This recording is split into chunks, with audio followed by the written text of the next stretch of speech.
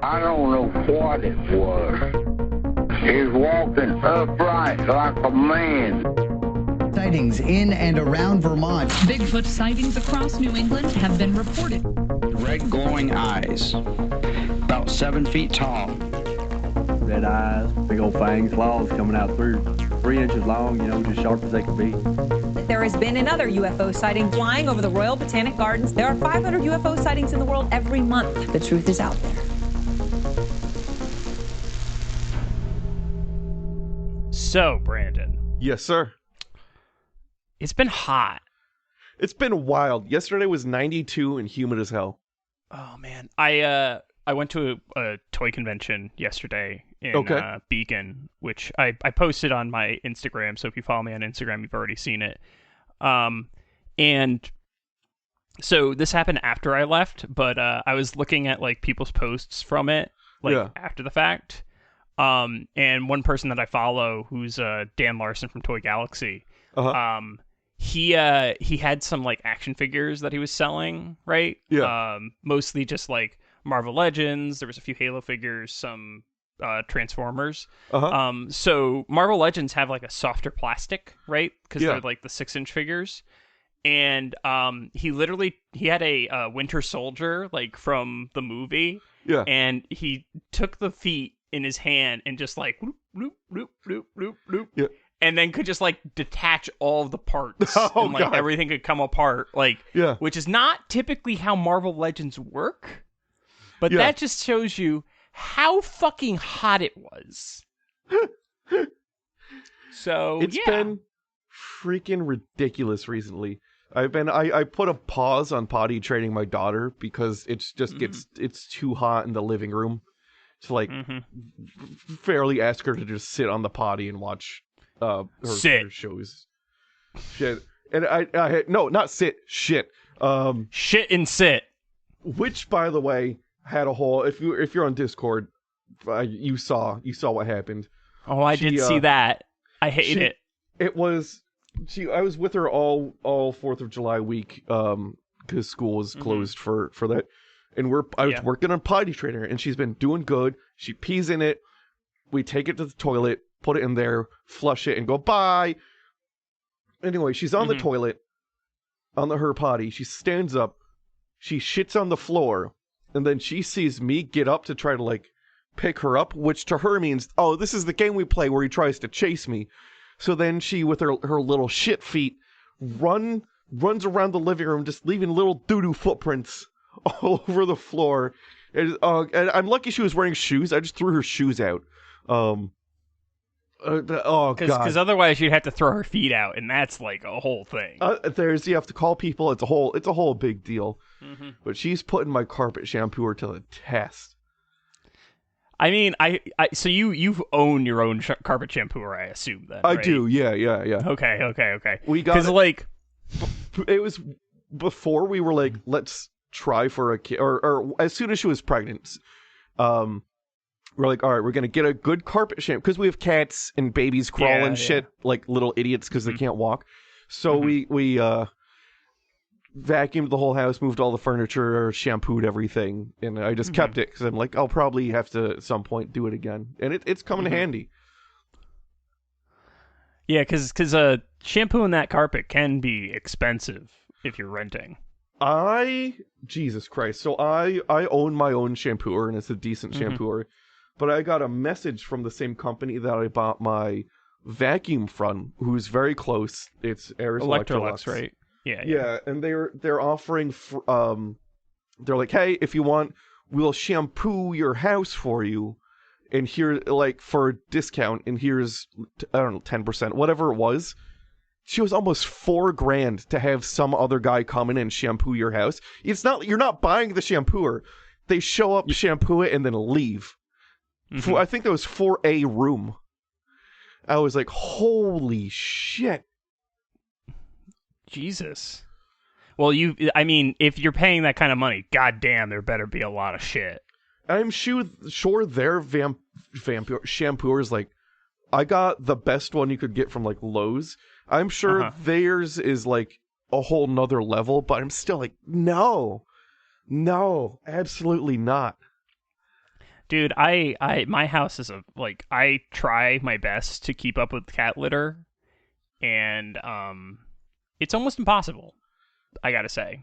Even so if you have to shampoo your carpet, that sounds like a nightmare to me, because it's already bad enough to just vacuum the litter up, because basically I have to sweep or vacuum multiple times a day, and I'm not starting that fucking vacuum up multiple times a day. So shampooing is easy. It's basically a vacuum with a water tank on it.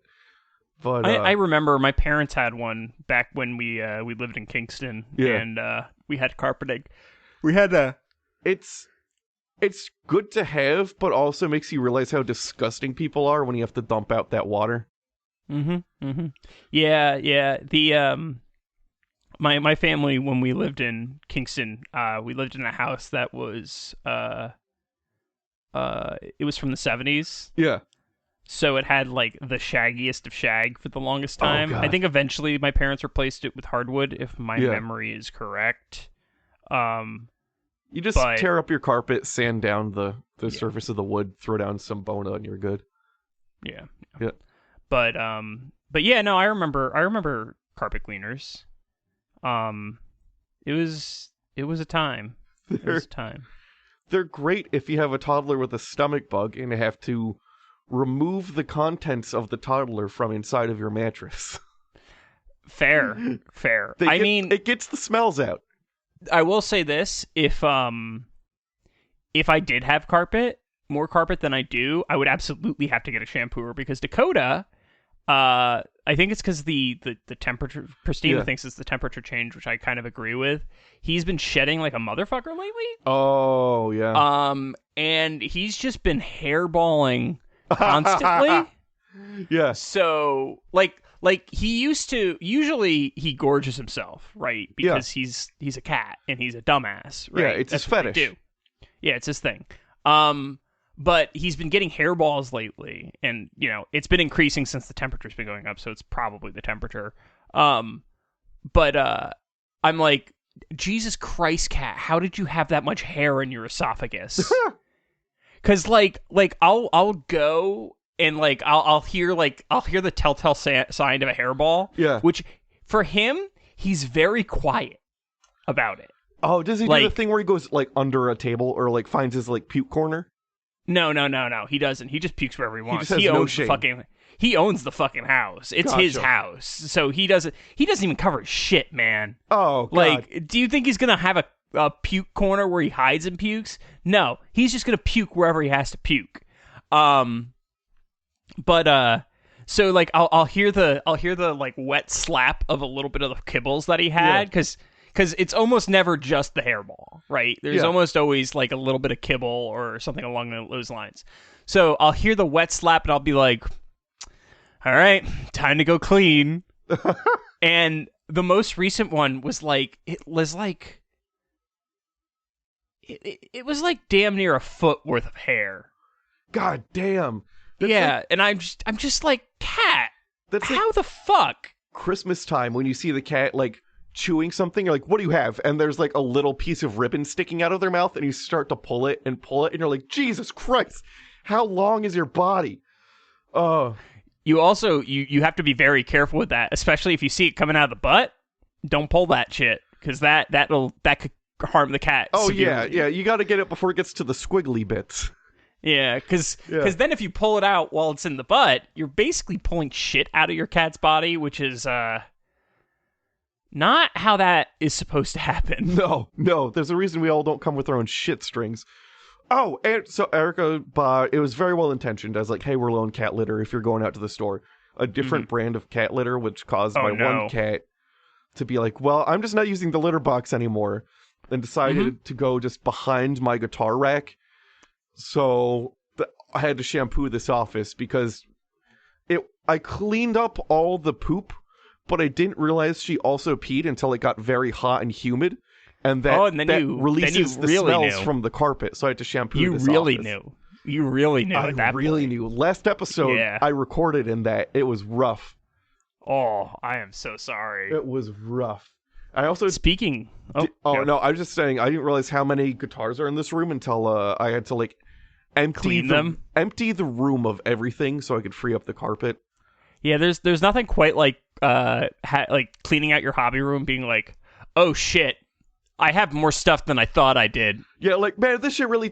It got to the point where like the living room, which is a third of the size of this room, there was no more space in it. And I was like, how does all this shit fit in this room? Same thing happened when I moved out of my parents' house, because I had like my bedroom, and that was it. And then I moved into this house, and they're like, how did you fill this entire house with just shit that was in your bedroom? It's the magic of space. You find it's like life in Jurassic Park. It finds a way. You find a way. You find a way. Yeah, because there's 11 or 12-ish guitars in here, and they take up, they're packed in here in a way that they take up as little room as possible, but if you're moving them from like the things they belong in to like say a couch or a bed, you're laying that they're not their most optimistic. It took up too much room. They're optimistic. They're hopeful that they'll fit in the space. Yeah, not their most like optimal. No, optimal, I knew what you meant. I was just being an asshole. Listen, I had to wake up at fucking 5 o'clock because stupid ass tornado on the one day I don't work.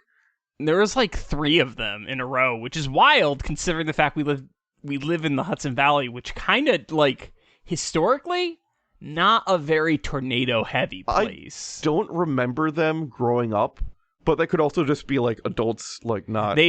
They've gotten more frequent. We have at least one touchdown a year the last few years, I believe. In like Saugerties, which is like the area I got lumped in on. I know the one year I saw funnel clad. I don't know why I'm pointing because literally nobody can see what I'm pointing at. But literally nobody can see. Over there was a funnel cloud the other year.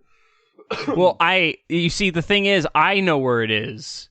And even then, I only know where it is because I have a good sense of direction. Yeah, you do. Or like everyone was kind of outside like, damn, that looks a lot like a funnel cloud.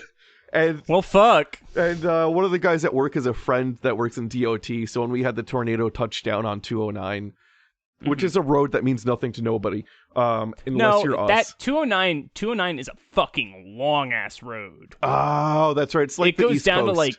It goes down like past like Pennsylvania, I think. I think you can get to Pennsylvania on 209. Yeah. So like, that's a road that like an East Coast person might actually understand.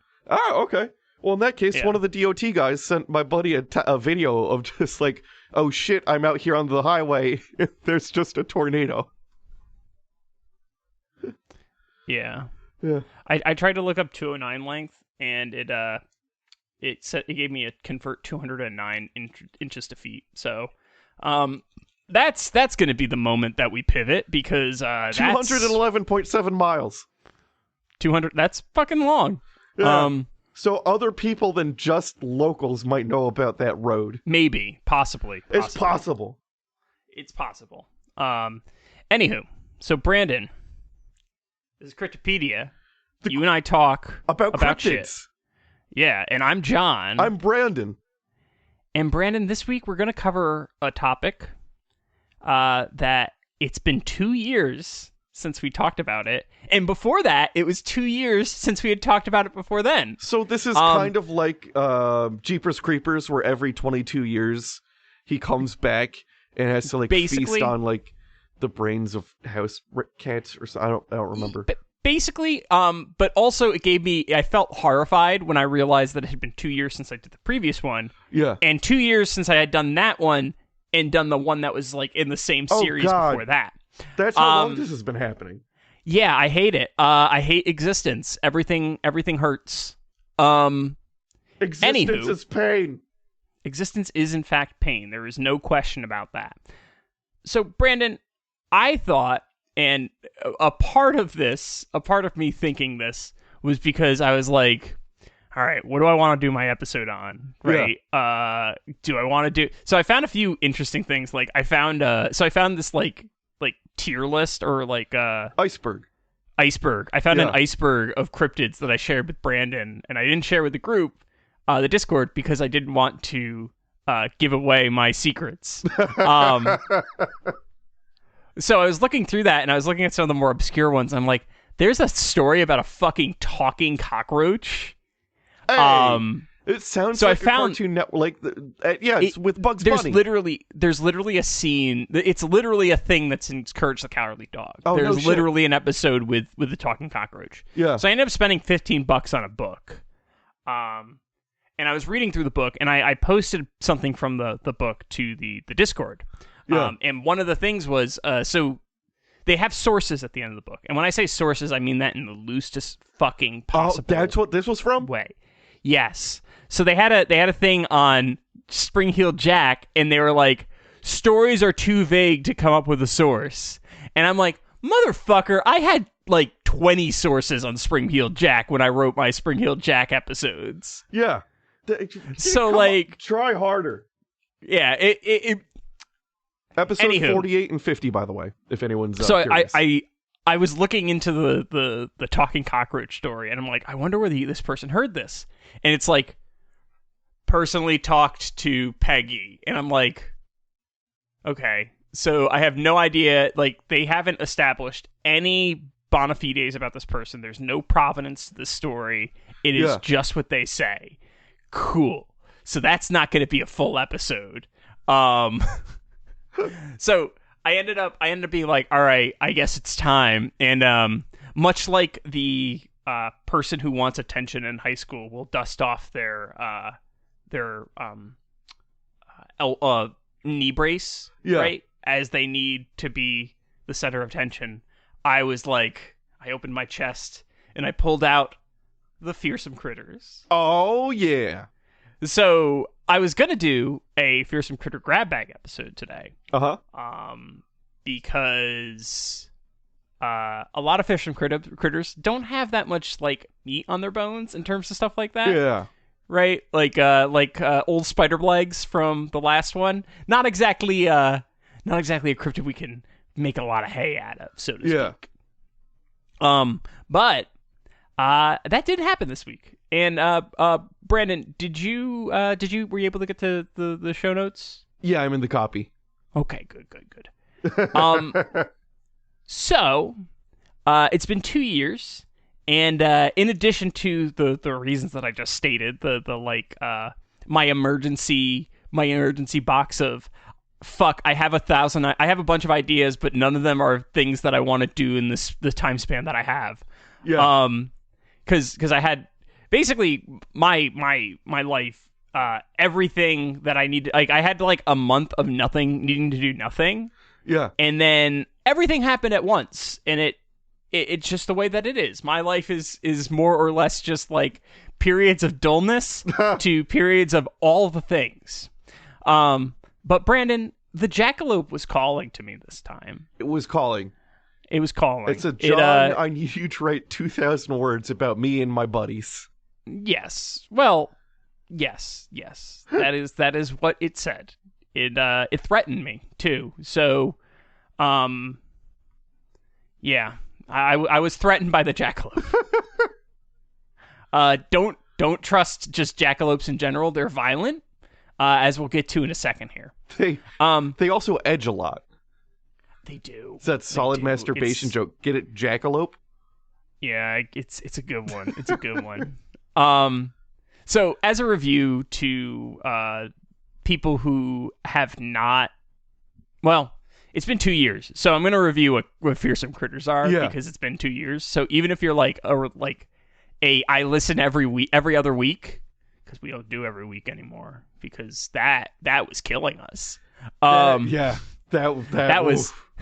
was not healthy. No. Because a lot of the times podcasts that have like research have assistants. They have researchers. Yes. who then present their information to the hosts that they pay.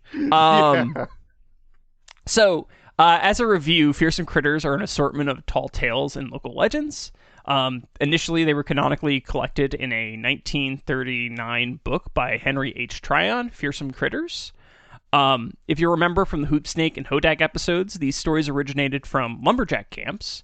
The stories themselves are in essence improv and an ancestor to the modern fishing tale. And if this sounds familiar, it does, because I just fucking copied this from the Fearsome Critter grab bag, because I didn't feel like writing this again.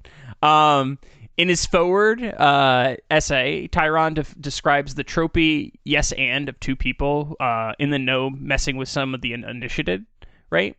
Basically, it's a hazing ritual, right? Yeah. It's a hazing ritual mixed with I'm gonna fuck and mess with the squares who don't know. Yeah, it's like, and I think I might have mentioned this in one of the previous ones, and I'm sure I'm gonna get it wrong. Is it snark hunting? That bird snipe hunting, like when your uncle or whatever takes you out in the backwoods with like a flashlight and a pillowcase or a paper bag, and they're like, there's this bird, if you shine this flashlight through the back of the bag, the bird's gonna fly into the bag and you can catch it, so go out back and catch some of these birds. Yeah, the snipe hunt, which is weird because there are actually snipes, and the term sniper comes from being able to shoot a snipe because they're small birds. Oh, okay. Yeah. So anywho, as a result, some of these legends have more and less meat. As I mentioned before, we got a Spider Legs there, right? He's not exactly the most famous. But we also have like the Hodag and the Hoop Snake and stuff like that. Yeah. So as a primary resource that like kind of kicks off what I'm doing, I'm going to be using Lumberwoods again as the basis, because they have like the fearsome critters, all that stuff. Although in this particular case, I'm using their database of fearsome critters. Okay. Because it turns out this week's critter doesn't have an entry in the Henry H. Tryon Fearsome Critters book, which is interesting. Yeah. And I to this day am still surprised by that, but there's a reason, and we'll get into that. Additionally, if you want to hear about other fearsome critters, check out episodes 24, 26, and 90 of this very podcast. So, Brandon. Yes, sir. If you had to pick the most memorable fearsome critter, which one would you pick personally? Jackalope. Like, what do you think is the jackalope? Yeah, Jackalope. right. Yeah. So it turns out the jackalope is not one of Henry Tryon's fearsome critters. Oh, no shit. No, and there might be a good reason for that, but we'll get to it in a second. And by a second, I mean probably in like 45 minutes. Yeah. So it's hard to overstate the presence of a jackalope in the field of tall tales from American frontiers. Besides being our $5 monthly patrons, which thank you, the jackalope is a chimera of American folklore, getting its name from its composite parts, the jackrabbit and the antelope, which is kind of funny considering the fact that most jackalope have deer horns and not antelope horns. Yeah. Visually, it is a distinctive beast. It takes the form of a jackrabbit adorned with a pair of antelope horns. And by that, I mean deer horns. Yes. Because they look a lot more like a deer horn than they look like an antelope horn. But jacka ear doesn't roll off the tongue as much as jackalope does.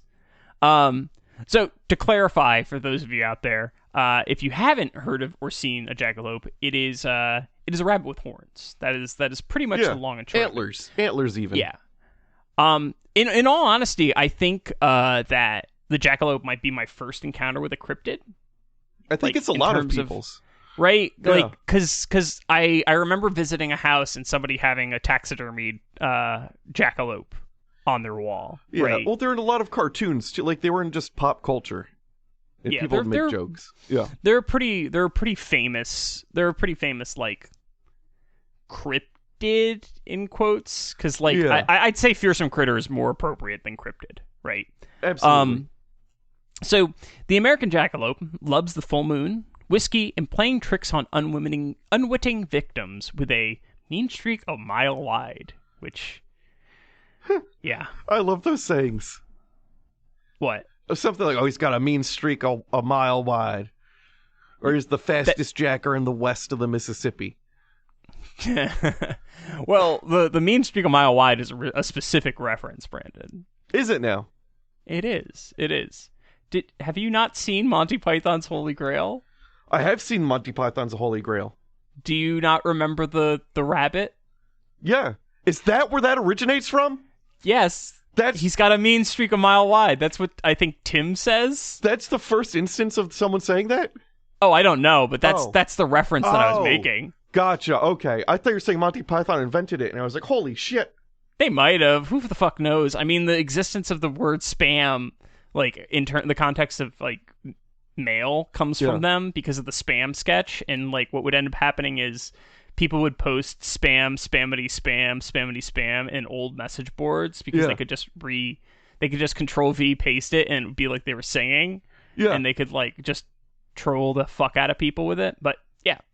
But Brandon, returning to the jackalope, the creature, which has a mean streak a mile wide, of course, is so violent that the customary hunting gear includes a set of stovepipes that you wear on your legs so it can't gore you. So, super fucking violent creature. Fearsome, fierce. It is a fearsome critter. There's like no doubt about that. Yeah. The jackalope is said to according to Walker D. Wyman, have a cry like that of a human, and has been known to hum with the lilt of the old shanty boy songs that once made the rafters ring into the lumber camps. Oh, good. Yes, shanty. I love a good sea shanty. Yeah, I guess... Which, by the way, Wellerman is not a sea shanty for many reasons. What is Wellerman? The Wellerman comes, something, rum. That song that was, like, popular for, like, a minute. Oh, okay. It's a good song. It's themed around the vibe of a sea shanty, but it doesn't have the functional parts because it's directly involved with like the repetition of labor, of which Wellerman does not fit into any of those, and the specific calls that different people on the ship would make in order to perform specific tasks. Right? Like part of a sea shanty is like singing in rounds and like everyone. Well, there's the repeat thing, but there's like certain tasks that you had to perform on a ship as a group needed a specific order, like number of steps repeated and a specific order of operations. So the sea shanties are literally like call and respond, but it's call and respond to like the specific rhythm of like performing a task as a group. And then like it repeats by like, if you had to do a thing this many times, well, that's just why the song does it that many times. Because it's more like you need to get a big group of people to work in unison. Otherwise, like everyone dies of like scurvy and like weird anime porn. All right, I'm gonna let that one hang because I just don't even know. So initial reports of the jackalope, initial reports of like, and when I say initial reports, I mean like the first like documented instance of the jackalope, which was in Walker D. Hyman's book. Placed the jackalope in Augusta, Wisconsin, with an alleged subspecies of the Great Plains, known as the Akali area jackalope. Okay. However, Brandon, the official original home of the jackalope is Douglas, Wyoming, a town so enmeshed in the jackalope's lore that they have a jackalope hunting license that you can access on their town website. Oh, hell yeah. The license is particularly interesting, with a history for the jackalope included on the obverse side, which I'm going to just read their history because it's kind of great. I've cut a little bit of it out because it's kind of like redundant and pointless because there's a bit about like where the deer and the antelope and the jackalope play or something like that, which is dumb. But anyway, so the story goes. Paleontologists have been unable to precisely designate the prehistoric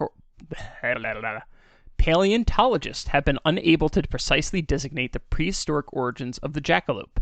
Pedicris lepus lapis. Oh, come on. Yeah. Which is not even anywhere near close to the scientific name of the jackalope. I just looked it up. Of a rabbit. You can just print it out. Well, there are some things to it. You do have to also take an IQ test. And you can't have an IQ less than 52 or greater than 70, I think. I might have that number wrong. Wait, what? I just have the PDF. I just want to print this out on some like nice cardstock and just have it.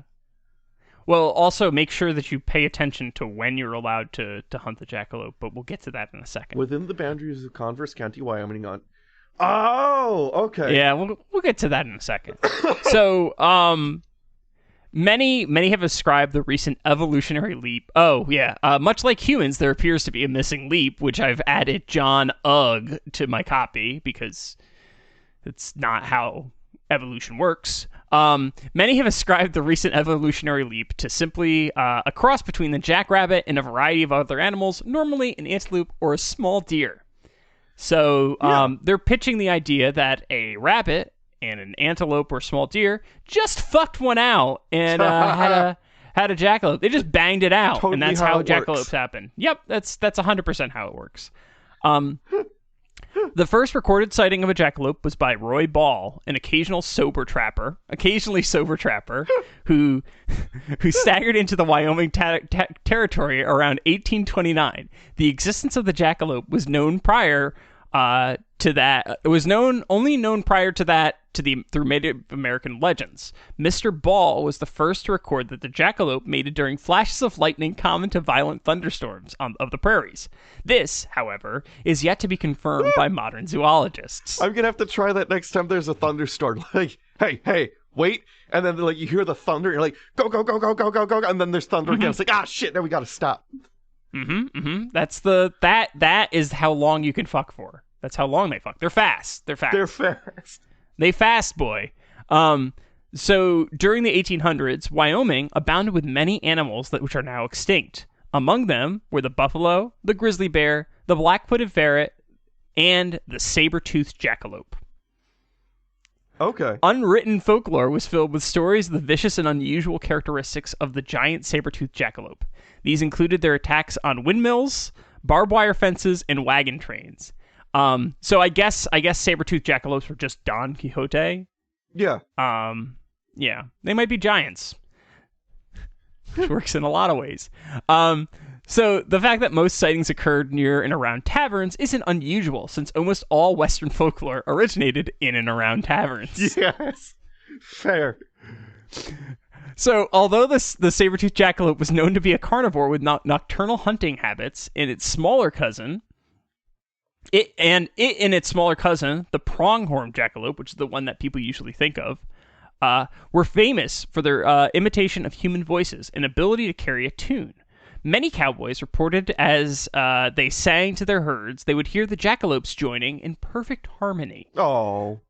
The voice of the saber-toothed jackalope was easily distinguished from the small pronghorn, as his voice was slightly deeper and contained a hint of the French accent, probably acquired from early trappers. Oh, good. Good. They had a pronounced lisp. Singing together, the larger and smaller jackalopes sounded much like Roy Rogers and Dale Evans. Oh, God. Which are famous country singers, for those of you who don't know. So, as far as the terms of the license go, which Brandon started reading a little bit, which, by the way, is a non-resident license, the hunter is given a license to hunt one, and I say one, pronghorn jackalope in Converse County, Wyoming, on the fictional date of June 31st, between sunrise and sunset. Yeah. If the hunter fails to follow these terms, they are subject to a $13 fine and or a sentence of 13 months hard play in Douglas, Wyoming. What the fuck does hard play in quotes mean? I don't know. Because I don't know what year this license they had. It's a PDF. That one was 70. That one, the one that you probably found, was in the 70s, based on what I can the research I was able to find. Play in air quotes to me means like it's a form of kink. Like people do different types of play. So what the fuck is hard play? Well, you see, it involves dislocating shoulders. Oh, God. That's all I can say. So, in actuality, Brandon, the American jackalope, and if you haven't been able to guess, that was all like yarn. Yeah. That was all like tall tale. In actuality, the origin of the American jackalope can be traced to Ralph Herrick and his brother, Doug, in 1934 or 1932. Really depends on who you ask. Don't this trust is one of those Doug. things. That's not fair to Doug's. Doug's know what they did. Ralph's are more. I have bad experiences with individuals named Ralph, so I'm more recalcitrant when it comes to dealing with Ralph. Never met a Ralph. Never met a Ralph? No. Yeah, I met a Ralph who was so bad on meetings, and basically he would curse and like be angry on meetings. Yeah. And then he would also be angry and curse and say like, he would say stuff like basically shitting on our own product during meetings with clients. With clients is bad. Yeah, everyone was just like, what the fuck, dude? Right? Yeah. He became like the shorthand for the asshole. Gotcha. In my office. I think he was a contractor. No, he wasn't a contractor. He just worked in Boston. See, cursing and anger is generally... I've been doing what I do for 15 years now in a couple different places. That's just normal. It's just cursing and anger in meetings. No, that's fair. Although, that being said, it was also IBM. And there's a different audience sometimes when it comes to that kind of... Like, cursing in meetings for you're dealing with, like, mostly just engineers and, like, drafters, which, you know, most engineers and drafters, they don't care. The second that you start incorporating, like, product leads and team leads and PMs and all sorts of shit like that. Oh, that's it's explicitly, like, engineering program managers, directors of departments, Okay. Well, I guess things are just different over there. Anywho, so long story short, that dude got retired. Yeah. If you know what I mean. Oh, I know what you mean. He was around long enough that they didn't want to fire him. Yeah. But you get told you're retiring. Yeah. You get told you're retiring. I've seen a few of those. That happened to him. Anywho. So getting back to the story. The origin of the American jackalope can be traced to Ralph Herrick and his brother Doug in 1934, and as I said before, it might be 1932, depending. I saw like a New York Times article that said that. Yeah. Which fuck the New York Times in general. Because they posted like a review of that fucking QAnon movie and were like not hypercritical of it. Papers need to just fucking monitor their op-eds instead of just putting all the dog shit out. Well, that's what earns them money, though. But it's just such dog shit, and it's all of them. Not a single one has it. Like, grow a fucking spine instead of just putting your dog shit out. Well, I mean, journalism in print media is dead. Yeah. So, anywho. It's weird when what was the name of that site? Clickhole. Clickhole, correct? The other thing from Clickhole. What was it based off of? Dig? They did a bunch of listicles. BuzzFeed? BuzzFeed, thank you. Yeah, when BuzzFeed is breaking real news stories and doing better journalism than the fucking New York Times, you know things have gone wrong. Good news, BuzzFeed's dead. Yeah, I know. I know. Anywho, so as the story goes, the pair of residents of Douglas, Wyoming were taxidermists, or rather, not so much taxidermists as they had done a male correspondence course on taxidermy, and by definition, they were taxidermists at least in that respect. That being said, Ralph would absolutely go on to become a full-time taxidermist. When we were clearing out my grandmother's house, when she moved to Texas, calm down, my uncle did he had a taxidermy kit he got when he was a kid, and there was the most fucked up looking squirrel in the attic. like imagine like a teenager doing his first taxidermy, and then it just decays over the next 30 years. It was like a fucking zombie squirrel. It was horrifying. My sister took it. Of course she did. That is the least. That's the least surprising thing to me. That sounds exactly something like she would have. Yeah, just like, yo, you want this fucked up looking squirrel? And she'd be like, yeah, of course I want this fucked up. Of course I did. Why are you even asking me? Yeah, just bring it. What are you doing? Why is it not in my possession already? Yeah.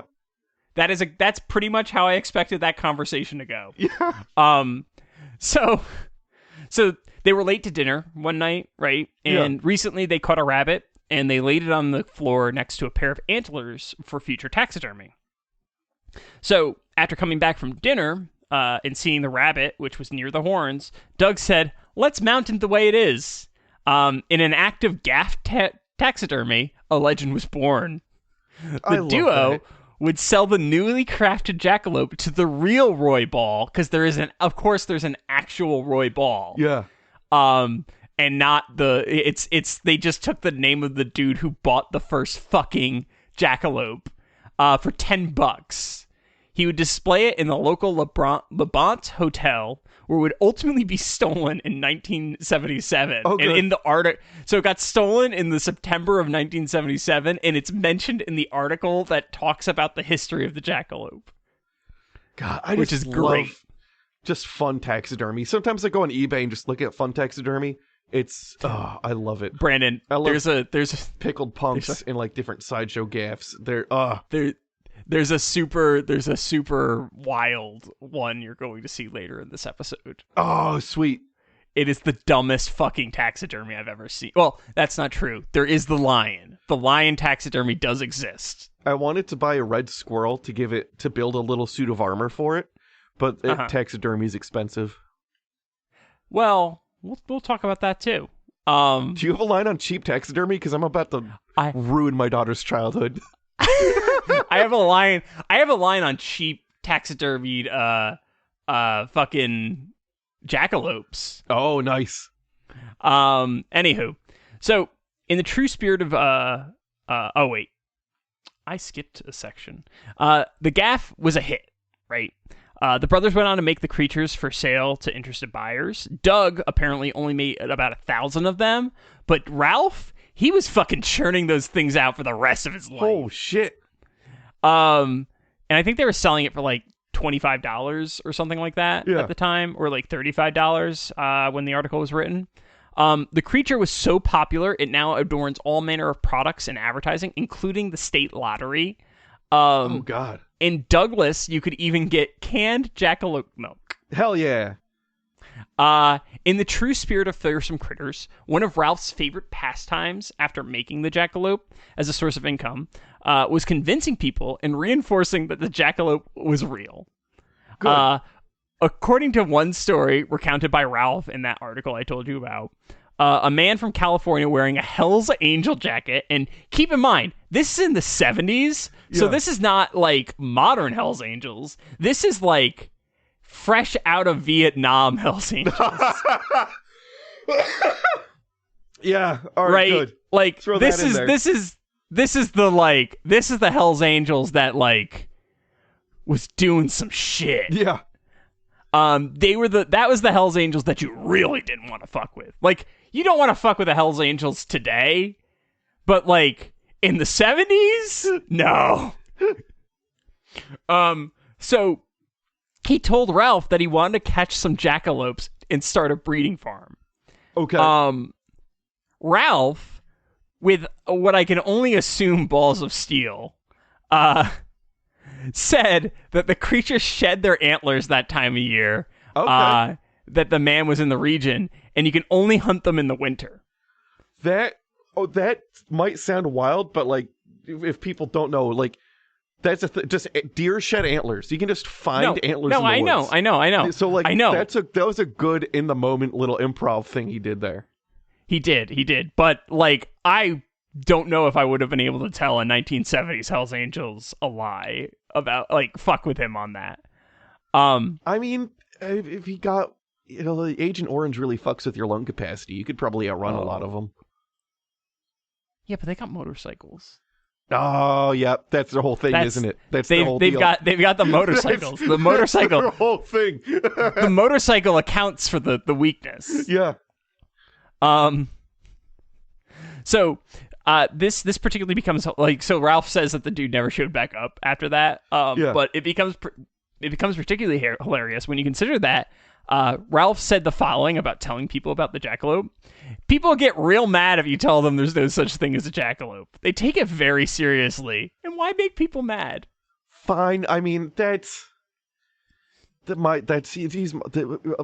my same spirit. He's a fucking troll. Like that's what he is at the end of the day. He's a troll. So they're doing construction at work. There's an excavator. They blocked off a large portion of the parking lot. So my favorite thing to do now is just to walk through different departments and be like, hey, do you know whose car they dinged with the excavator? But then just keep walking and not wait for a reply. It's so much fun. It's so much fun because then everybody thinks the car might have gotten hit with an excavator. It's great. Oh God. It's just a fun thing to say out loud. That you're fucking nightmare. You're a nightmare. Oh, fucking God damn it, Brandon. Just pass like, hey Fred, you see whose car they dinged with the excavator? And just keep going. Got papers in my hand like I'm actually going somewhere. Keep going. So, getting back to still trolling, but whatever. So to this day, you can still get a mashup of deer antlers and rabbits that can be proudly displayed in the room you're choosing. I did a cursory glance at Amazon, which indicates it's about $20. Oh, hell yeah. You can get one. Yeah. Which is like the current going rate for probably a shitty jackalope mount. Like, let's be real. It's probably bad, but over my workout area, I've got mounted bull horns. So yeah. I'd love to. They were there when I got the house. I didn't put them there, but I'd love to replace that with a jackalope. God damn it. So culturally, the jackalope has spread far beyond Wyoming. It's appeared in everything from a Pixar short called Bounding to, and this is something I was not aware of even existing, a show called America's Funniest People. What?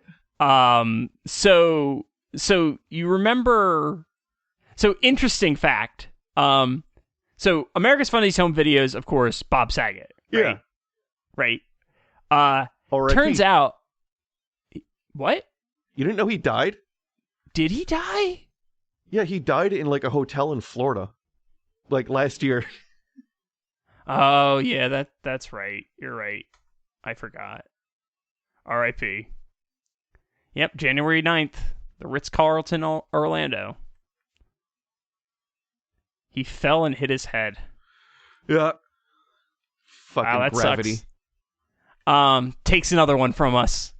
Ah! So I will destroy gravity. So, Uncle Joey from Full House, yeah. right? He was one of the hosts of America's Funniest People. Really? Yeah. So I have a link to the Jackalope section in the show notes. And it is, it's like it's unhinged. Yeah. To say the least. So it starts out with like Uncle Joey. Oh, I think I've seen this. You've seen it? This show before. Okay. Yeah. Not this particular episode. Uncle Joey does this like weird voice, and by the way, Uncle Joey is actually Dave Coulier. Dave Coulier. Coulier. Yeah, that's the way you pronounce it. I've totally seen this before. 100%. Yeah. So it's just like a stuffed animal that has deer horns on it that just like is hyper violent and like attacks a fucking post office dude. Apparently this was like a recurring segment on the show. It was. They showed it all the time. So yeah, so that's the thing that Jackalope has inspired is a very bizarre 90s comedy segment. One of my favorite bits from the show. It's a lot of people's. So jackalopes also appear, of course, in video games, and there is a brewing company that's named after the jackalope. In fact, Brandon, the jackalope was officially recognized by Wyoming, kind of. The state trademarked the name Jackalope in 1965 and credited Douglas Herrick as its creator.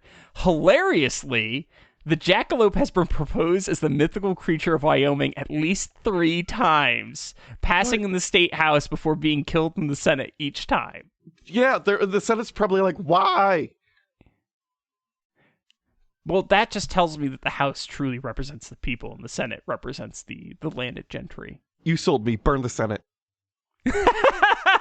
I saw a pin the other day when I was in Beacon. Yeah. And it was a raccoon screaming "Eat the Rich," and not a raccoon, a possum screaming "Eat the Rich," and I loved it. It's great. It's a very good one. Also, there was a pin for a character from Once Upon a Forest, which I don't know. Brandon, have you ever heard of Once Upon a Forest? Did you ever watch Once Upon a Forest? No. So it's a Hanna-Barbera cartoon.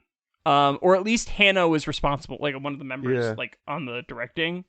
The mole character. I have seen Once Upon a Forest. So there was a mole, a rabbit, and a mouse, I think, were the three characters, like the three main characters. So they're in like basically the story, right? And I don't remember how much you remember. It's about like these little woodland creatures called, when they're babies, they're called furlings. And it's like, oh, it's so cute. It's adorable. And then like about 10 minutes into the movie, a truck carrying, and I shit you not, the thing on the truck says poison. It's a like, it's a tanker truck. It veers off the side of the road, crashes, and leaks poison into the forest. Yeah. Right?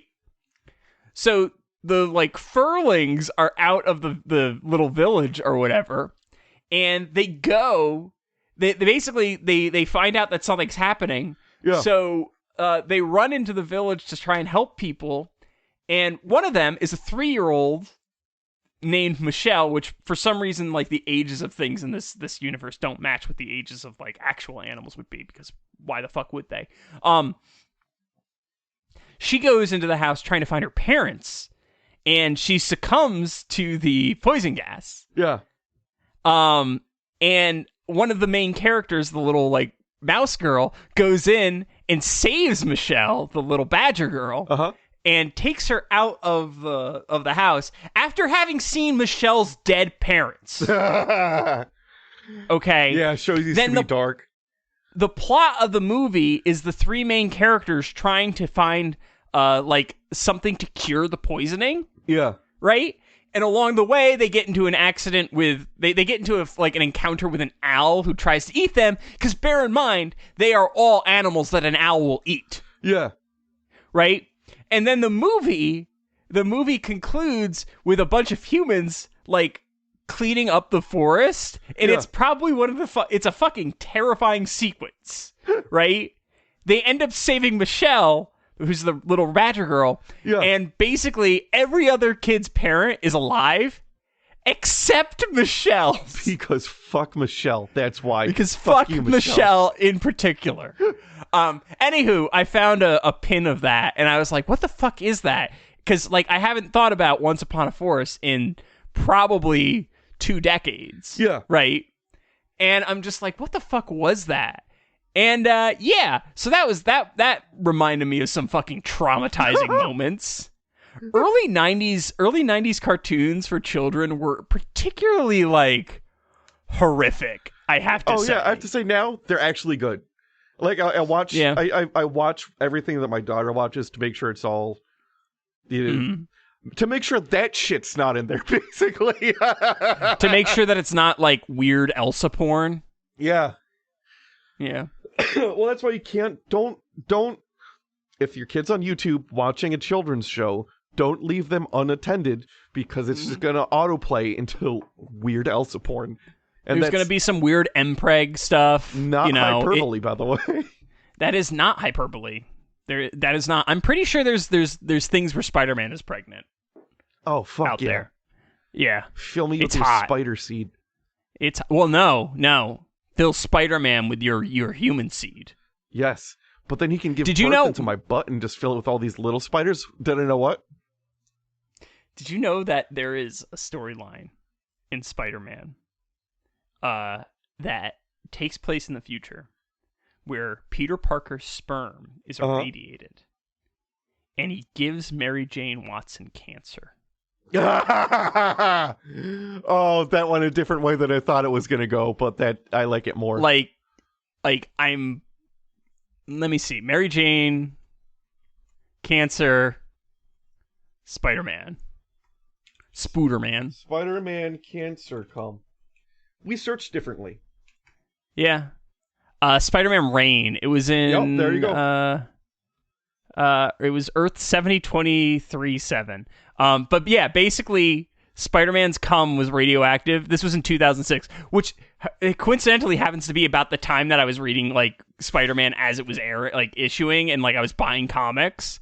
It was fucking weird. Fucking written by Kara Andrews, who also did Iron Fist, Renato Jones, Spider-Man, the Marvel Megaverse Spider-Man, Incredible Hulk, X-Men, ABCs of Death, Cabin Fever, Patient Zero, and Sniper Assassin's End. I also want to point out that his semen wouldn't be continuously radioactive. That's not how radiation poisoning works. No, well, I think the way cum works is you'll get like 20, 40 loads, and then it's a new batch. Yeah, so it would... Unless he only came 20, 40 times, and it was only into Mary Jane Watson. And even then... So, moving back to the podcast subject. Yeah. So, I thought that was the extent of the Jackalope's provenance, right? Okay. Which is part of the reason why it's been so long since I've done this thing, this podcast episode, because I was just like, there's not really a lot to talk about, right? There's a funny story to read, there's a few funny things, blah, blah, blah, blah. So when I was reading for this week's episode and like building, because keep in mind, I was originally doing a grab bag. Yeah. Which, by the way, was the one I opened at first. Are you still working on the grab bag? No. Okay. No. That's the old grab bag. That's gotcha. The old grab bag. So, it turns out that there's more history for the Jackalope that extends beyond the timeline of Herrick's original gaff, and the oldest depiction that I could find, and this is like mostly from like people writing about the Jackalope and like talking about like its history and stuff like that. And I really don't doubt that there are older depictions of something similar to it, comes from a 1280 CE manuscript produced by Go for it. Zakira ibn Muhammad al-Khwazani. I'll take it. I think that's about it. God, I love a good manuscript. Somewhere in modern day Wasit, Iraq. It's basically like an illuminated manuscript, but like the Muslim equivalent of it, right? The Islamic equivalent of it, rather than like the Christianity illuminated manuscript. Which I don't know if I ever told you the story, but I took art history in my freshman year of college. Yeah, and I never wanted to see an illuminated manuscript again as long as I would live, because it was about a quarter of the course was looking at an illuminated manuscript. That's too much. I had enough of it in like high school when I had to look at that. I was like, boy, I hope I never look at this again. There are some fun doodles, but like it can get tiring trying to memorize them, because like that's a big part of art history too, is being able to identify the piece. See, so it was a lot. I didn't like them because I had to learn calligraphy at one point, and then like I hate calligraphy. I'll do it for fun sometimes, but I still hate it. And lettering. I have to work on my lettering. That's fair. I haven't done it in a minute. I'm bad at my handwriting looks like Brandon, how would you describe my handwriting? For fun, sometimes I write letters to people with my left hand to pretend that my daughter wrote them, and my handwriting with my left hand writing letters is better than your handwriting. Yeah, that's about right. That's about right. My notebooks are more or less basically they're written in English, but you can pretty much consider them code. You're like if Leonardo da Vinci just had bad handwriting and didn't use any of his other weird shit. That's my code. It's just bad handwriting. You could write a death threat to like the Senate and mail it to a newspaper, and they'd be like, "We have to crack this code. It's a cipher. It's a cipher." It would be plausible deniability for sure. Yeah. So the manuscript was roughly translated as "Wonders of Creation," and I'm not gonna try and read the actual title because I will fucking ridiculously butcher it. it has images alongside prose, basically, right? It depicts all manners of creatures, supernatural or otherwise. And according to the description of the Library of Congress, it was one of the most popular books in the Muslim world in its era. And I have a picture of the page that has a horned hare in it. So the depiction, yes, it is a unirabbit. So the depiction of the horned rabbit is in fact something that's been identified as a drawing of the Al-Miraj, which is literally a horned hare, right? Which is a recurrent mythical beast in medieval or Arabic literature, from what I could see. And much like its later descendant, the jackalope, Al-Miraj is said to have a bit of a mean streak with other animals, having them like if they see it, they flee. Yeah. In the original text, the Al-Miraj, which goes unnamed, so that in the original Al-Qazani manuscript, he doesn't give the creature a name. He just has a picture of it, right? It's said to have been given as a gift to Alexander the Great for slaying a dragon or some form of large serpent in the China Sea. Now, it's worth noting that this variant, as you mentioned before, only has a single unicorn-like horn, and, get this, some people speculate it was a translation error when translating from Greece to Greek to Arabic. That's entirely possible. And it turns out that they might have changed the Greek word monoceros, which is the Greek word for rhinoceros, to hare, mirage. Oh, yeah. In an Al-Qazani's manuscript, meaning the Al-Miraj might have been in actuality a rhinoceros that they gave to Alexander the Great. Way cooler gift. Yeah. Well, actually, I mean, a horned rabbit would be a pretty cool gift. Like a genuinely horned rabbit. Yeah. So, apparently there's also an even earlier description of the horned rabbit in the Surangama Sutra, which is a Buddhist sutra, which, for those of you who don't know, is like a collection of aphorisms, right? So like a bunch of like one-off things that are just it's like the shower thoughts memes. Yeah. It's basically a book of shower thoughts or velociraptors. Yeah.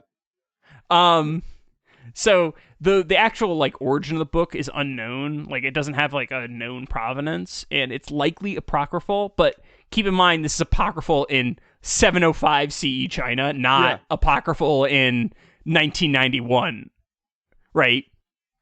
So an even earlier description of the horned rabbit appears in this, and the quote, the like aphorism that it's in is, the Buddha said to Ananda, you say that the mind with its aware nature that perceives and makes discriminations is not located anywhere at all. Everything existed in the world consists of space, the waters, and the land, the creatures that fly and walk, and all external objects. Would your non-attachment also exist? If it did not exist, it would be the same as fur on a tortoise or horns on a rabbit. Just what would that non-attachment be? So basically there's a reference to a horned rabbit in a sutra. Right? I should also note that this is not the author alleging that the horned rabbit exists. It does point to the concept that there is a recurrent motif throughout human history, though. Right? That's like that's the thrust of this. This is not like a thing that basically jackalopes. The idea of the jackalope didn't come into existence fully formed in 1934. Yeah, right? It wasn't just like a guy at a bar in Wisconsin. It's been out there. The question of whether or not how much he had seen of this thing existing is another question, right? Like, I don't think he saw the Al-Miraj, because keep in mind, this is 1934 Wisconsin. So like, no, famous Islamic literature is not going to just be, easily accessible. Yeah, it's not just like, it's not in the community library. It's not just hanging out there. No. This is not like something that you'll just find. Yeah. But a more familiar iteration of the horned rabbit begins showing up in the 1500s, in European depictions. And I want you to remember 1500s are somewhat significant, right? Because 16th century, we the Europeans finally go to the Americas and start fucking ruining everything. Yeah. So that's important to remember for later. Just keep that in mind. So here they give the horned rabbit the scientific name Lepus cornutus. Okay. Cornutus. Yeah. Oh god, it's literally cornutus. That's pretty good. Literally horned rabbit.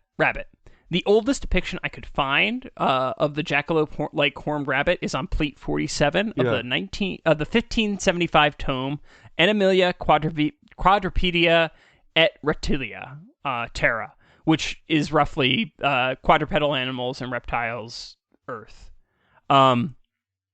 So the creature would actually frequently appear in zoological encyclopedias and resemble the modern day antelope in these encyclopedias. So I have two from here, right? The first one is from the Animalia Quadrupedea, and then the second one I think was from another like collection of like zoological drawings from like 15 something or another. Or when are we going to get a jackalope Pokemon? We're well past due for that. There's lots of like fan made. There's a Jack Deere is a fan made one, but there's no like official. Come on, like they got to do it. Do they not have a jackalope? Like I feel like there's got to be something, right? Nothing comes to mind. We got Zoomeril, which okay. We got Lopunny, which is the fuckable rabbit. We got Bunnelby. We got Diggersby. We got Scorbunny and all of its evolutions. Huh. Yeah, you're right. Cowards. Absolute cowards. Cowards. Cowards. Fucking damn Pokemon in your high tower.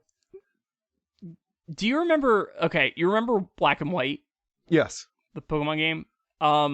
Do you remember there was a mythical Pokemon named Victini? Victini? Which one? I'd have to see a picture. Hang on. So that's like it's like a little red and yes like tan, I would say, right? Yeah, it's like a squirrel with a V on its head. Pretty much. So the way you got that, keep in mind for like, you know, Pokemon Black and White set in basically New York City, right? Half the Pokemon are literal garbage. Yeah, it's New York City. So you remember that, and basically you would get Victini off of Ellis Island, right? Yeah, is the way that you originally get Victini. Well, the Pokemon equivalent of Ellis Island, right? Which, you know, Manhattan area, right? Yeah. Very important for what I'm about to say. So, the Pokemon Black entry for it in the Pokedex says, this Pokemon brings victory. It is said that trainers with Victini will always win, regardless of the type of encounter. All right? Uh-huh. The white entry for it is, it creates an unlimited supply of energy inside its body, which it shares with those who touch it. Oh, hell yeah. And then Black and White 2 says, when it shares infinite energy it creates, that being's entire body will be overflowing with power. Now, Brandon. Yes. It's set in Manhattan. Uh-huh.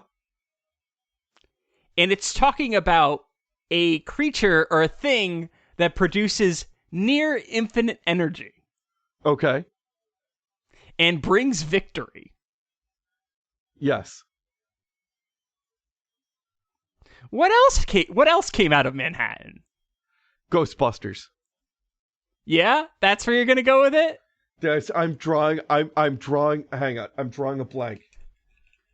So, if you recall, the Manhattan Project, yes, came from Manhattan, and it created something that arguably brought victory. Oh, wait a minute. And produced an infinite supply of energy. Wait a minute.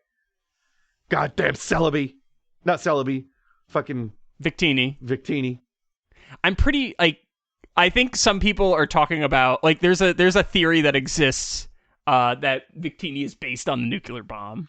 Well, the giant V on its forehead looks like an inverse of the Manhattan Project logo because it had a giant A. That's my new conspiracy theory. So this is of course like a thing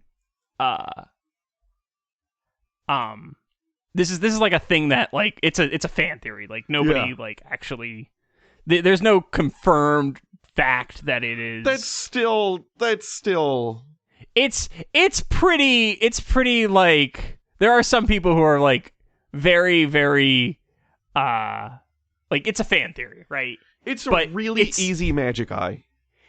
It's an easy one. It's an easy like it's not like you're jumping to a crazy conclusion. Right? Yeah. But yeah. So Victini might be an atom bomb. Have fun with that. So returning to the jackalope, the scientific community seemed to accept the existence of the creature, but they also believed in the Lamb of Tartary at this time. So like that says a lot. Yeah. Right? Like this is 17th century, 16th century time. In the 17th century, Brandon, depictions of another creature began to crop up, this time in the form of the Wolpertinger. The Wolpertinger was typically found in the forests and pubs of Bavaria, and was a combination of all manner of woodland creatures, although the most common depiction includes the head of a rabbit, the body of a squirrel, and the antlers of a deer and the wings of a pheasant. Sometimes the legs as well. Wolpertinger also has its own lore, particularly around its capture. And Brandon, this is fucking unhinged. They failed to mention, one, it's got fangs, and two, it looks like if you're in a forest, it would just walk up to you, bipedal, and just be like, "Witness me," and then just hand you a sidearm and be like, "I can't do it myself." Well, no, that's the next one. That's not. This one is not. The first one is not that. I will say the first one that I got in here. The first one looks very much like Banicula's son. Yeah, is the vibe I get. It does look like Banicula. Very, very much Banicula vibes. The second one, which we'll get to, I don't scroll down yet. I won't. Let's finish this discussion let's finish this story before we move to the second picture, because the second picture I had the feeling is going to take all the oxygen out of the room. So the best way to catch a Wolpertinger, according to legend, is to be a beautiful young woman or in the company of one. Since Wolpertingers have a weakness for female beauty, the woman should go out into a forest at night where the moon is full and find a secluded nook where a Wolpertinger is likely to be. Hopefully, the creature will... kind of story I like. Like, listen, like, there's this creature, it's super rare. Listen, listen, next one's on me. But the only way you can find it is if gotta go out back, show me your tits. Yeah, that's literally what happens. Hopefully the creature will soon reveal itself. When it does, the woman should expose her breasts. This will instantly cause the Wolpertinger to fall into a stupor, allowing it to be easily bagged. Yeah, I see why this one exists. Yeah, so the thing that they don't mention is the Wolpertinger has a penis the size of its body. So what ends up happening is it gets horny, and then all the blood goes to the penis, and it dies for a second there. But Brandon, just scroll down a little bit more, because that's not creature? The only. This is the same creature. This is also a Wolpertinger. Oh, good.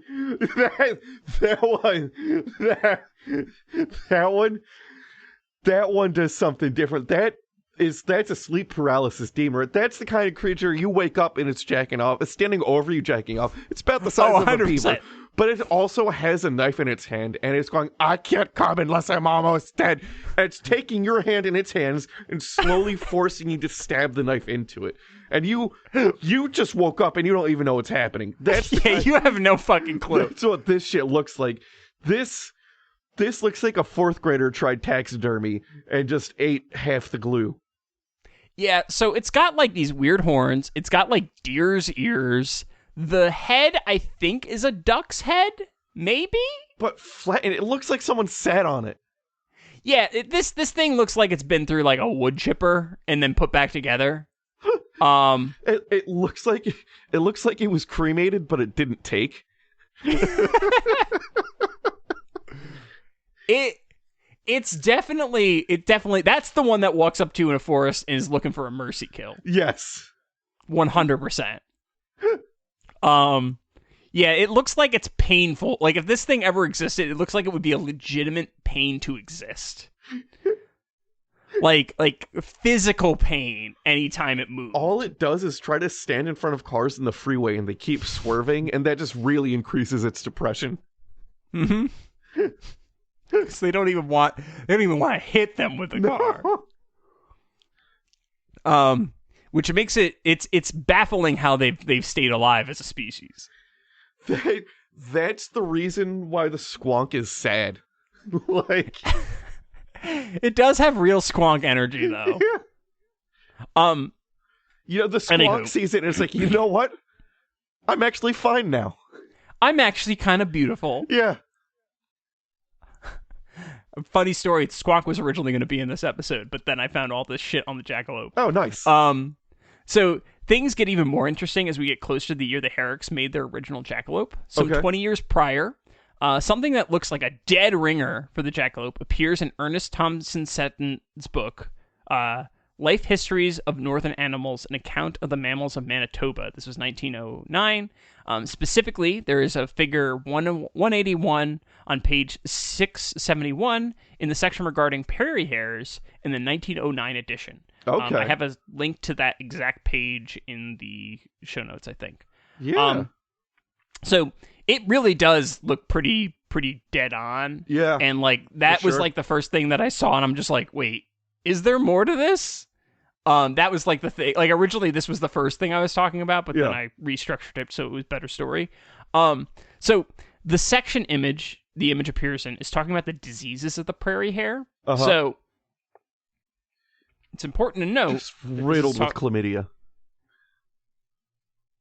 It is also a sexually transmitted disease. What? So rabbits with horns are frequently found in the drier region of the West. These horns are a disease said to be a sort of growth caused by the irritant powder of a skin mite. I had seen several cottontails so afflicted and had heard of black-tailed jacks that were horny, so that I was not surprised to learn that L.G. Fisher of Chicago had a horned prairie hare in his collection.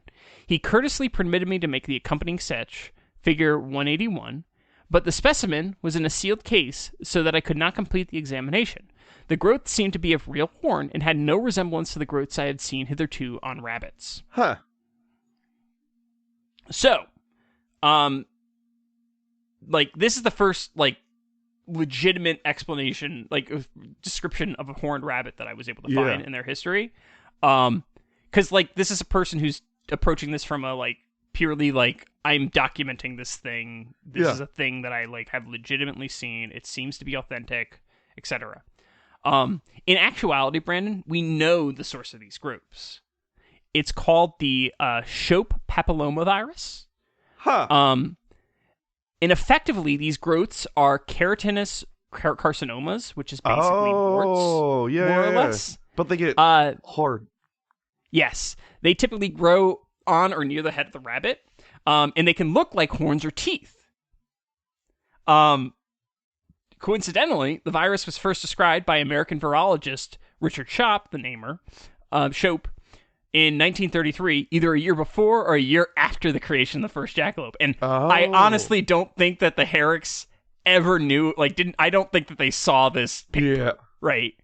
And there's a picture of a rabbit with the Shope papilloma. Those get virus much bigger than I would have assumed. Yeah, basically what ends up happening is if they start to grow the growths on their head, they stop being able to eat because they start interfering with their ability to eat, like, especially if it's coming out of the mouth.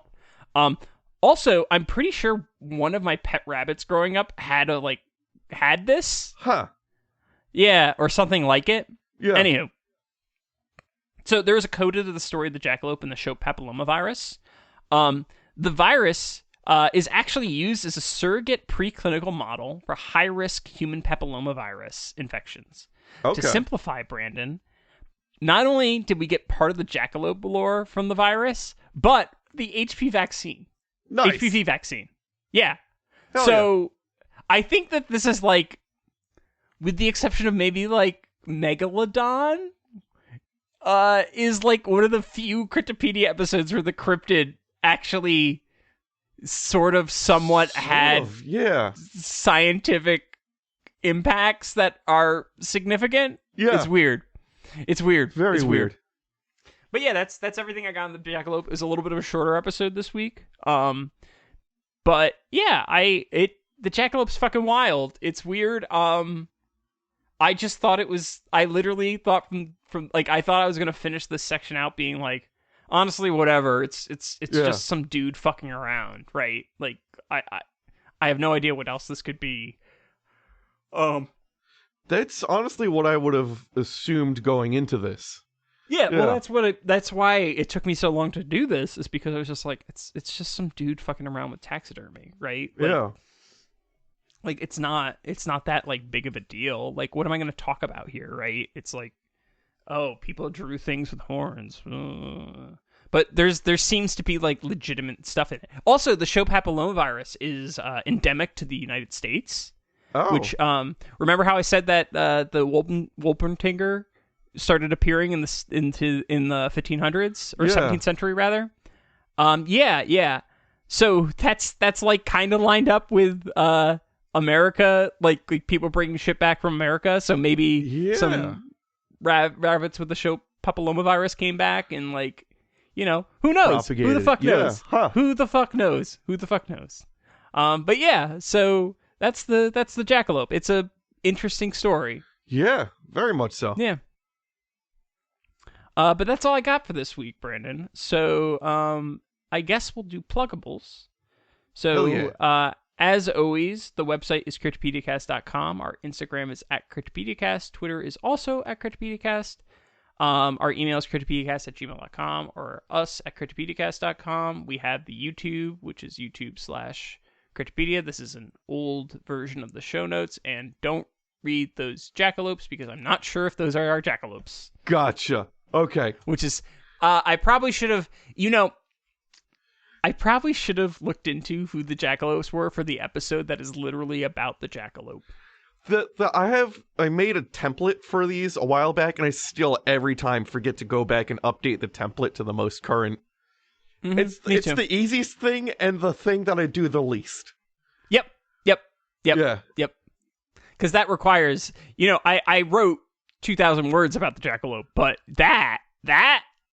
that's too much work. You wrote 2,557 words about the jackalope. To be fair, a lot of that was quotes.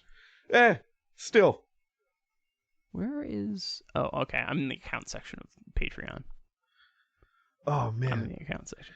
Okay, this relationship manager. Here we go.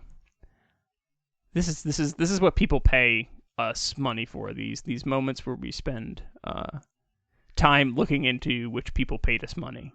Yeah, but they keep the website running. They do keep it. That's why you can download this. They do keep us hosted. So our jackalopes include Will Smith, Bushcraft Kelso. Wow, Kelso. I am Kelso. Lenwood S. Sharp, who, if my memory is correct, is the one who's running the Lumberwoods website. Indeed, you are correct. Bird Schneider, Marty Von Party. Yeah, those are our jackalopes. Hell yeah.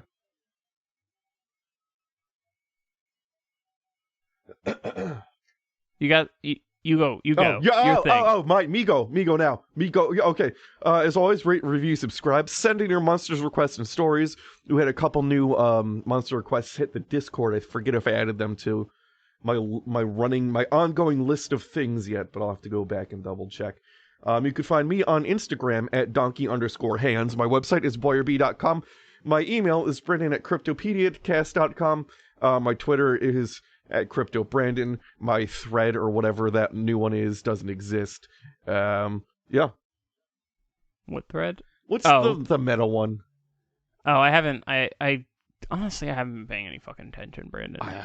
I don't know. I'm like slowly phasing out of Twitter too because I'm reaching the point where I'm just going to like disconnect from everything forever. I've just turned into an old man where now I'm just like, you kids and your apps. Like, pretty much the only things I do now are pay attention to what Transformers are coming out, and what Magic the Gathering cards are coming out. Yeah, which is fair, to be honest. That's like 90% of what I do. Well, to be fair, paying attention to what Magic the Gathering cards are coming out is like a full-time job at this point because they publish so much shit. Anywho, I'm on Instagram at me2057, which is probably the place I'm most active anymore. My Twitter is at JFDunham. My website is johndunhamgames.com, and my email is john@cryptopediacast.com. I also forgot to mention, if you enjoy the podcast, be sure to rate, review, subscribe, all that stuff, and send any monster requests or stories you got our way. Yep. Our art was done by Tom Hill. You could find him on Instagram at Thomas Michael Hill. His website is greatergloryco.com, and his email is tommikehill@gmail.com. Also, we have merch. We do have a merch. now. Etsy.com/store/cryptopedia merch. We got Mothman stuff. We got our logo stuff. We've got another one in the works that will be done eventually. We've got the solid gold strap-on that we're working on. It takes some effort. It's going to be a while. Don't Imagine worry, like a Bigfoot-themed bad dragon. That's what we're going for. It's like the Humbler. We're taking inspiration from the Humbler, but like taking it to the next level. The hard thing is finding a material for the fur that's easily washable. You don't want anything sticking to it. That's the difficult part. Yeah. It really, really is. Like, man, do you know how many suppliers we've had to go through already developing this product? A lot, and nylon doesn't work as well as you would think. We're trying to figure out if there's like a Torlon almost material to. I'm still saying we should try Kevlar. Ooh, we could, yeah. Because like then you get the added benefit of it being slightly bullet resistant. So you just got that thing up inside you, right? And then that one spot, you just point the spot that it entered you towards the thing that's threatening you. And not only does not only is it an act of dominance, right? Yeah. Like facts. Because like if you have something up inside you and you just point it at someone, it's like, Jesus fucking Christ, what are you doing to me? Yeah. But also Kevlar protection. Yes. Most importantly. That's all I'm gonna say. And it's fire resistant. So things get too hot down there, you're clear. Don't worry. There's the common issue that I have. I should probably get that checked out. Yeah. If you're not a fan of lube, No, absolutely not. Gross. I just like it dry. Exactly. I use... dry and teethy. Exactly. That's why I use my chalk for weightlifting on. It's really dries stuff out. Mm-hmm. You got to make sure you feel every centimeter. If it's not coated in magnesium, I don't want to feel it. It's extra grippy. God damn it. Anywho, this has been Cryptopedia, a podcast where we give bad advice about sex toys. Absolutely. I'm John. I'm Brandon. And things are going to get weird.